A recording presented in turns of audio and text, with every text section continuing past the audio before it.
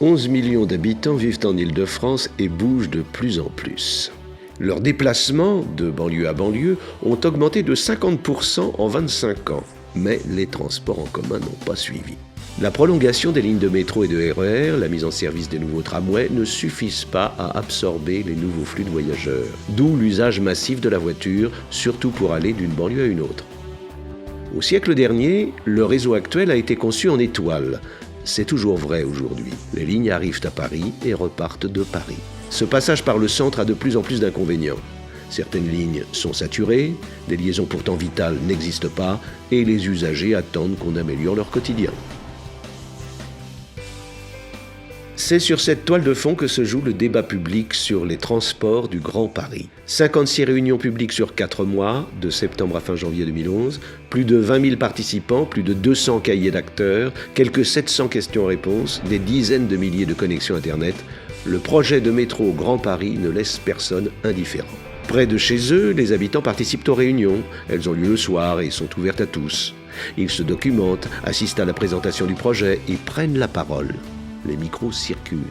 La commission du débat public l'a promis, toutes les opinions vont compter. Et ce qui a été demandé ce soir, c'est qu'on prenne aussi en compte vraiment les demandes de ces populations et pas simplement du cœur économique de la cité. Alors, le gros du chemin est fait, mais qu'il reste quand même des questions assez importantes. Dans l'assistance, les questions portent sur le projet, son tracé et ses variantes, les gares et les options proposées. On s'intéresse aussi à la prise en compte de l'environnement et bien sûr au financement. Encore maintenant, pour travailler, étudier, se former, certains territoires sont moins bien desservis que d'autres. À Montfermeil, Clichy, Sevran, le Blanc-Ménil, on le sait bien. Le fait que quand sur un CV on met son adresse et qu'on vient de Montfermeil et Clichy, on dit on est discriminé parce qu'on vient de Montfermeil et Clichy et que c'est mal vu. Pas forcément. On est discriminé parce que l'employeur sait que la probabilité d'être en retard au travail est supérieure en venant de ce point-là. Pourtant, à proximité, la plateforme de Roissy est un formidable vivier d'emploi. Idem pour Villepinte, appelé à devenir le haut lieu des salons professionnels et qui attire de plus en plus d'exposants et de visiteurs.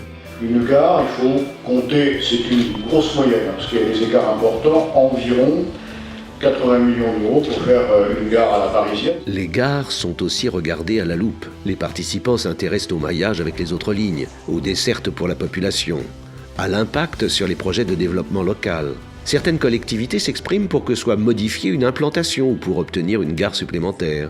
On débat aussi de l'aménagement autour de ces nouvelles gares et de la manière d'y accéder rapidement à pied, en vélo, en bus, en voiture. Sur ces sujets, la Société du Grand Paris a été claire. Rien ne sera décidé sans les collectivités. Ce que je disais tout à l'heure, c'est-à-dire qu'en gros, chacun voudrait que la gare soit au pied de son immeuble, ce qui est assez logique finalement, mais il faut qu'on arrive à dépasser ce problème.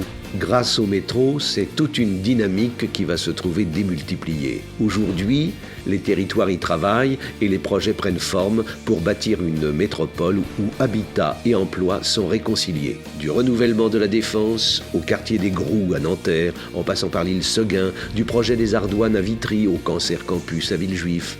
Et encore tant d'autres, le plan campus de Saclay, les projets de développement à Marne-la-Vallée, Chelles, Gonesse, Pleyel, impossible de les énumérer tous. C'est d'abord ça, c'est une métropole où on se sent bien.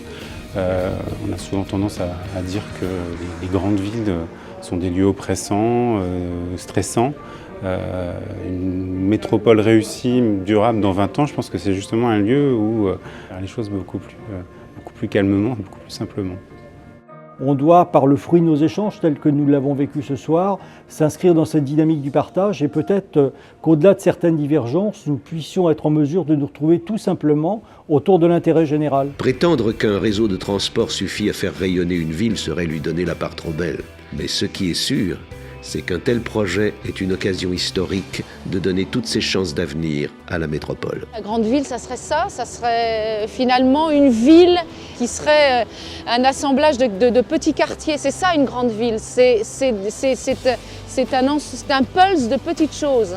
Donc je suis un grand amoureux de Paris, je trouve que Paris c'est la reine du monde, il faut qu'elle donne l'exemple. Et c'est pas toujours pour nous, mais c'est pour nos enfants et puis pour la ville elle-même.